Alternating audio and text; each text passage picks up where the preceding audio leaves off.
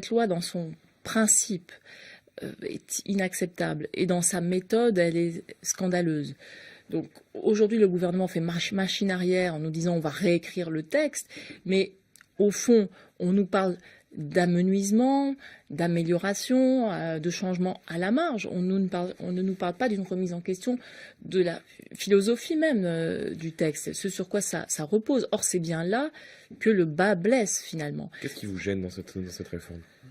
Je dirais quasiment tout. Tout me gêne. Le principe sur lequel il repose, c'est-à-dire considérer que finalement, si il y a du chômage en France, c'est de la faute des protections des salariés, ce qui est absolument une erreur.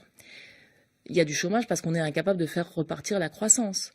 Donc là, on est en train d'essayer de faire reposer sur les épaules des salariés une faute ou une série d'erreurs qui sont des erreurs de politique économique du gouvernement et des gouvernements précédents. Et ça, c'est très grave. La logique du gouvernement, c'est pour pouvoir embaucher, il ne faut pas avoir peur il faut savoir comment on va licencier derrière. Mais pour pouvoir embaucher, il faut surtout avoir un carnet de commandes. Il faut surtout avoir des débouchés.